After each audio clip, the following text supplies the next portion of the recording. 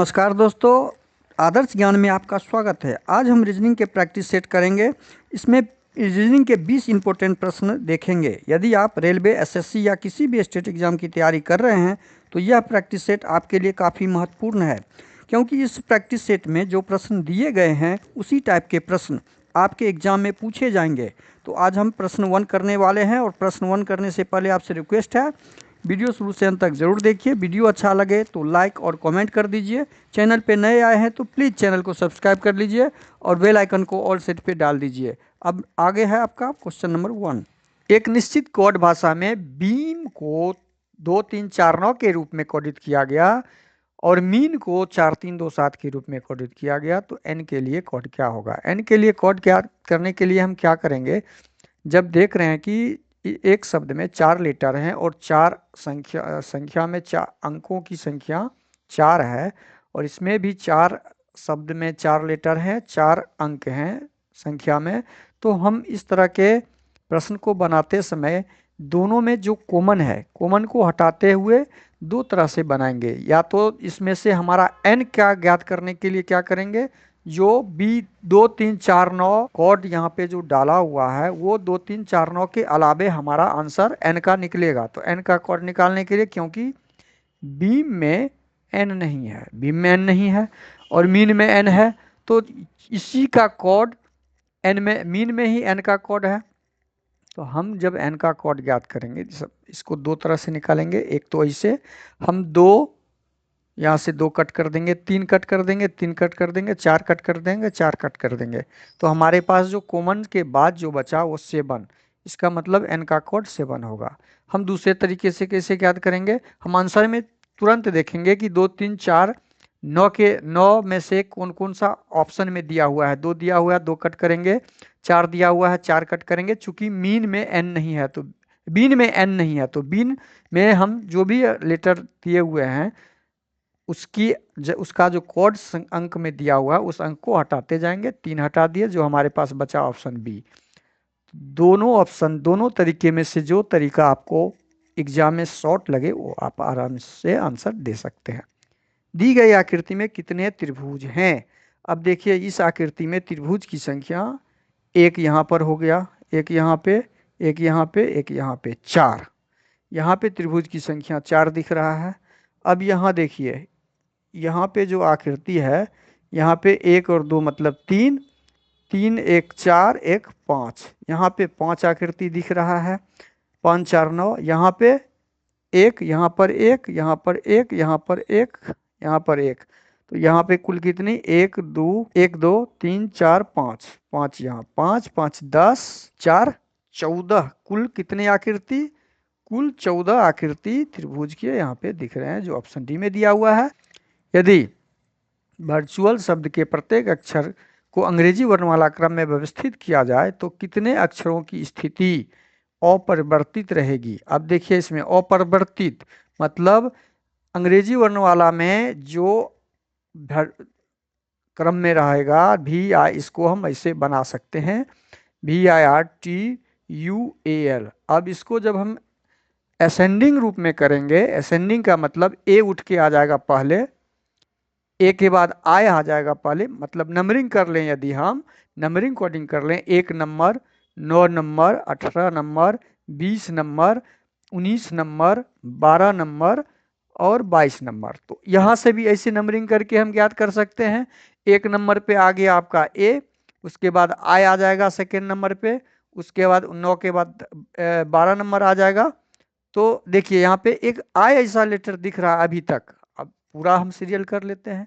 Serial जब 12 के बाद हमारा 18 आ जाएगा, 18 का मतलब आर आ जाएगा, 18 के बाद 19 आएगा, यू आ जाएगा, यू के बाद आपका यू 21 होता है, यू नहीं, यहाँ पे टी आ जाएगा, यू कितना होता है? 21 होता है, तो 21 हमारा ना आके यहाँ पे पहले 20 आएगा, इसका मतलब टी आएगा। यहाँ पे क्या आएगा? टी आएगा। टी को हम पहले करेंगे, यहाँ पे टी लिखेंगे, यहाँ पे आपका उसके बाद यू आ जाएगा, यू के बाद आपका भी आ जाएगा, भी। अब देखिए, अब यहाँ पे हमें देखना है क्रम। क्रम इसके क्रम के अनुसार भी चेंज होके कहाँ आ गया, लास्ट में।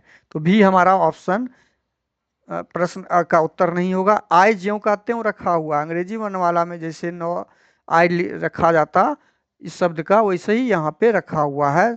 सेकेंड नंबर में आया है तो यहाँ भी सेकेंड नंबर में आया है, यहाँ भी सेकेंड नंबर में आया है, बाकी सारे का स्थान परिवर्तित हो गया। इसका मतलब आंसर समझ में आया। तो प्रश्न का आंसर क्या हो जाएगा, ऑप्शन ए। अगला प्रश्न है क्वेश्चन नंबर 4।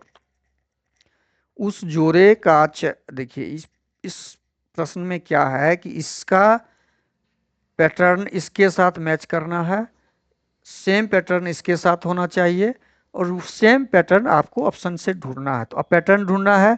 डी में हम क्या करते हैं, डी एफ जी को क्या किया गया है कि आई के एल आया, तो इसका पैटर्न आसानी से डी 4 नंबर पे होता है। नंबरिंग आपको याद रहना जरूरी है, डी 4 नंबर पे होता है।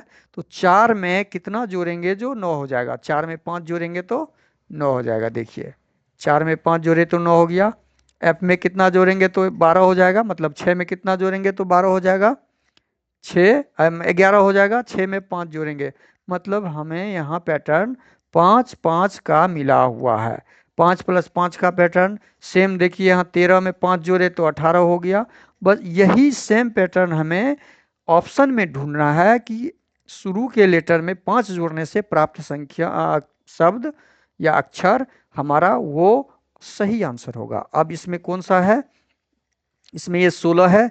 16 में यदि हम 5 जोड़ेंगे तो कितना हो जाएगा, 16 5 21। यहाँ पे 11 दिया हुआ है, ये ऑप्शन आपका नहीं होगा। यहाँ 23 है, डब्लू 23 नंबर पे। 23 में ये तो ऑप्शन संभव भी नहीं है। 6 नंबर को ये 5 नंबर है, ये भी ऑप्शन संभव नहीं है। 20 में 5 जोड़ेंगे तो 25, 22 में 5 जोड़ेंगे तो 27, और 23 में 5 जोड़ेंगे तो 28। ये हमारा आंसर सही हो जाएगा। अगला प्रश्न है question number 5। L B X F अंग्रेजी वर्ण माला क्रम के आधार पर एक निश्चित तरीके से एस वाई सी एम से संबंधित है, उसी प्रकार टी जी एफ वाई इससे संबंधित है। तो समान तर्क का पाल सेम पैटर्न के हिसाब से जेड डी एम के का आंसर में निकालना है। तो यहाँ पैटर्न क्या ढूंढना है, पैटर्न ढूंढना है एल बी एक्स एफ का किसके साथ, इसका कोड किया है एस वाई सी एम के साथ, एस वाई सी एम के साथ कोडिंग किया है। तो एस वाई सी एम के साथ यहाँ अब इसका हम नंबरिंग करेंगे। देखिए हम इस तरह इसको पहले नंबरिंग दिमाग में कर लेना है। हम यहाँ आपको समझाने के लिए लिख रहे हैं, ये 12, ये 2, ये 24 और ये 6 नंबर पे, ये यहाँ पर 19 25 3 और 13। 12 में क्या जोड़ेंगे, 7 जोड़ेंगे तो 19 हो जाएगा। 2 में कितना जोड़ेंगे, 7 जोड़ने से, ये तो पैटर्न लगा नहीं। अब हम देखेंगे फर्स्ट और लास्ट। 12 में 1 जोड़े तो 13 हो गया, और 2 में 1 जोड़ेंगे तो 3 हो गया। अब 6 में 1 जोड़ेंगे तो 19 हो रहा है, नहीं, ये भी पैटर्न आपका काम नहीं आया, ये भी पैटर्न काम नहीं आया। तो अब हम क्या देख रहे हैं, अब हम देख रहे हैं कि शुरू से अंत में 12 और 7, 12 में 7 जोड़ रहे हैं तो 19 हो गया, और 6 में 7 जोड़े तो 13 हो गया, 7 6 13। और बीच के 2 लेटर जो है आपस में 24 में 1 जोड़ने से 25 हो जा रहा है, और 2 में 1 जोड़ने से 3 हो जा रहा है। इसका मतलब +1 हो रहा है। क्रॉस करते हुए यहाँ पे मिक्स, ये आपका पैटर्न मिक्स पैटर्न है। तो मिक्स पैटर्न के हिसाब से हम दूसरा का मिलाएंगे, A G H H F T G F Y का कोडिंग है, टी जी एफ वाई। ये 20 नंबर, 20 7 27, यह पैटर्न मिल रहा है, +7 है, ये क्रॉस है, ये +7 है। अब जेड डी एम के का जब हम ज्ञात करेंगे तो जेड में 7 जोड़ेंगे तो कितना हो जाएगा, 26 में 7 जोड़ेंगे तो आपका G7 पे होता है, उसमें 1 कम हो जाएगा। G7 से हम यदि हम जोड़ते हैं तो हमारा जेड को, देखिए जेड 26 नंबर में होता है, 26 में 7 जोड़ेंगे तो 26 7 कितना होता है, 33। 33 का मतलब ए से काउंट करेंगे हम, 26 ए हो गया 27, ए हो गया 27, बी हो गया 28, सी हो गया 29, डी हो गया 30। ऐसे जब जोड़ते हैं तो जोड़ने के बाद हमारा आंसर क्या आ जाएगा? आंसर जी 7 आ जाएगा। यहाँ पे क्या आ जाएगा? 7, मतलब जी हमारा आ जाएगा। और डी में एम में एक क्रॉस, डी में एक क्रॉस +1 करेंगे तो एम का 1 + 14, 14 कितने नंबर पे आता है? 14 जो आपका आता है वो एन हो जाएगा। और डी 4, 4 में 1 जोड़ेंगे तो 5 हो जाएगा जो ई हो जाएगा। और के में फिर 7 जोड़ेंगे, 11 में 7 जोड़ेंगे तो कितना हो जाएगा? 11 7 19 हो जाएगा, इसका मतलब 18 हो जाएगा। 11 7 18, इसका मतलब आर हो जाएगा। GNER, GNER ऑप्शन बी में है। यहाँ टाइपिंग मिस्टेक है, ऑप्शन थोड़ा सा टाइप उल्टा हो गया है, तो ऑप्शन बी आपका सही हो जाएगा। अगला प्रश्न, क्वेश्चन नंबर 6। निम्नलिखित 4 में से 3 एक निश्चित तरीके से समान है, 3 का पैटर्न समान है, इसमें से कोई एक ऐसा पैटर्न है जो असमान है, उसको ज्ञात करना है। अब समान क्या है? तो अब जब हम इसको समान करते हैं तो इसमें क्या पैटर्न है? 13, 13 में कितना जोड़े तो 22 हो गया। 13 में 9 जोड़ेंगे तो 22 हो गया। 9 में कितना जोड़ेंगे तो 3 हो जाएगा। 22 में कितना जोड़ेंगे? 3 हो जाएगा। तो 22 7 29, 22 7 7 जोड़ने से तो 9 और 7 का यहाँ पे पैटर्न है। यहाँ देखते हैं 5 में 7 जोड़ने से 7 5 12, यहाँ 13 हो रहा है।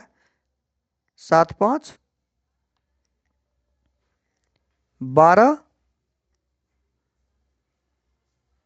और 9 जोड़ना है, 5 9 5 14, ठीक है, यहाँ +9 है।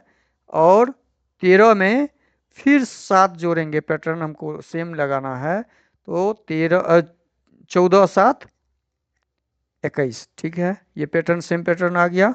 अब बी का हम देखते हैं। बी होता है 15 नंबर। 15 में यदि 9 जोड़ेंगे तो 15 9 24, और 24 में 7 जोड़ेंगे, 24 में 7 जोड़ेंगे तो 3 आएगा नहीं, 24 में यहाँ 5 जोड़ने से 3 आ रहा है। इसका मतलब हमारा ये ऑप्शन पहले से निकल चुका है आंसर के रूप में। यह आंसर ऑप्शन बी हो जाएगा। यहाँ पे पैटर्न +9 +5 का है, बाकी में +9 +7 का पैटर्न है। इसमें भी +9 +7 का पैटर्न है। इसमें भी +9 +7 का पैटर्न है। हमने निकाला नहीं, लेकिन यहाँ देख के ही देखिए, एक में 9 जोड़ेंगे तो 10, 10 में 7 जोड़ेंगे तो 17। इसलिए हमारा ऑप्शन बी जो समान पैटर्न पर नहीं है, आंसर होगा। एक निश्चित कोड भाषा में स्ट्रॉन्ग एंड माइटी को यूएल वायु तक के रूप में लिखा जाता है। सॉफ्ट स्ट्रॉन्ग को HDTKW BW के रूप में लिखा जाता है। अब यहाँ पे हमें निकालना है स्ट्रॉन्ग का कोड। स्ट्रॉन्ग का कोड, स्ट्रॉन्ग का कोड निकालना है तो स्ट्रॉन्ग का कोड निकालने के लिए क्या देख रहे हैं कि यहाँ भी स्ट्रॉन्ग है और यहाँ भी स्ट्रॉन्ग है। इसका मतलब कॉमन वर्ड दोनों में कोड में होना चाहिए। तो कॉमन वर्ड अब ढूंढेंगे हम। कॉमन वर्ड ढूंढने के लिए हम क्या कर रहे हैं?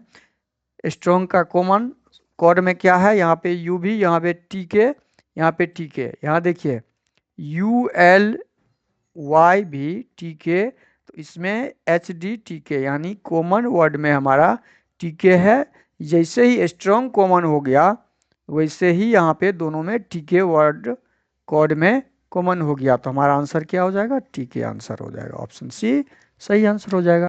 अगला प्रश्न है क्वेश्चन नंबर 8। अंग्रेजी वर्णमाला क्रम के आधार पर दी गई श्रृंखला में प्रश्नवाचक चिन्ह के स्थान पे में डालना है। अब यहाँ पे पैटर्न ढूंढना है कि इन सबों के बीच कौन सा पैटर्न है, उस पैटर्न के आधार पे हमें आंसर देना है। पैटर्न ढूंढते समय ये ध्यान रखना है कि इसमें पैटर्न अंग्रेजी वर्णमाला क्रम के अनुसार देखना है। तो अंग्रेजी वर्णमाला में F 6 नंबर पे, N 14 नंबर पे और V 22 नंबर पे होता है। 6 में कितना जोड़ेंगे? जो 12 हो जाएगा। 6 में 6 जोड़ेंगे तो 12 हो जाएगा। फिर यहाँ पे 12 में कितना जोड़ेंगे, या यहाँ पे 24 में कितना जोड़ेंगे? 6 जोड़ेंगे। देखिए 6 का ही यहाँ पे पैटर्न है। इसका मतलब शुरू का लेटर 12 में 6 जोड़ने से 18 प्राप्त होगा। तो 18 हमारा क्या होता है? R। पहला लेटर हमारा यहाँ पे क्या आ जाएगा? R। बस इतना ही। हमें आंसर देते समय ऑप्शन को भी हमेशा ध्यान रखना है। Option B, option C, option D R से शुरू नहीं है। R से शुरू केवल एक ही ऑप्शन है। हम आगे के लिए जाएंगे ही नहीं एग्जाम में। हमारा आंसर ऑप्शन ए हो जाएगा। अगला प्रश्न है क्वेश्चन नंबर 9। क्वेश्चन नंबर 9 में है 96 16 से संबंधित है, 156 26 से संबंधित है, तो 228 किससे संबंधित होगा। यहाँ पे समझने की चीज़ है कि 16 को हम जब 6 से गुना करते हैं तो 96 होता है। 26 को रिलेशन ढूंढ रहे हैं, 6 से गुना करते हैं तो 156 आता है।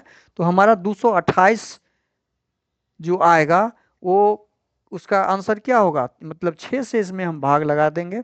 6 से जब भाग लगाएंगे तो 6 त्रिक 18, 18 4 18 2 20 4 18